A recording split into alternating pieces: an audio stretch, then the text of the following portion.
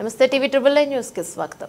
నేడు రాజంపేట పట్టణం నందు పర్యటిస్తూ ముందుగా ప్రభుత్వ ఆసుపత్రి చికిత్స పొందుతున్న తెలుగుదేశం పార్టీ ఎస్సీసీఎల్ రాష్ట్ర కార్యనిర్వాహక కార్యదర్శి మంద శ్రీనివాసులు మరియు వారి కుటుంబ సభ్యులను ఆసుపత్రి నందు పరామర్శించి వారి ఆరోగ్య పరిస్థితిపై డాక్టర్లను అడిగి తెలుసుకున్న తెలుగుదేశం పార్టీ పార్లమెంట్ అధ్యక్షులు చమ్మర్తి జగన్మోహన్ రాజు గారు మరియు అనంతరం ఆయన మాట్లాడుతూ చిన్న చిన్న తగాదాలను, కుటుంబ సమస్యలను, భూ సమస్యలను ఆసరాగా చేసుకుని రాజకీయ దురుద్దేశంతో వైసీపీ నాయకులకు దాడులు ప్రోత్సహించడాన్ని ఇక మీదట సహించబోమని ఆయన హెచ్చరించారు. కార్యక్రమంలో పట్టణ అధ్యక్షులు దగ్గుబాటి సుబ్రహ్మణ్యం నాయుడు మరియు పార్లమెంటు కార్యనిర్వహణ అధికారి కార్యదర్శి కోవూరు సుబ్రహ్మణ్యం నాయుడు, శేషారెడ్డి, టీఎన్ఎస్ఎఫ్ పార్లమెంట్ అధ్యక్షులు పోలి శివకుమార్, 8వ వార్డు అధ్యక్షులు పీరు సాహెబ్, సుధాకర్, శంకర్, స్వామి, శేఖర్ తదితరులు పాల్గొన్నారు.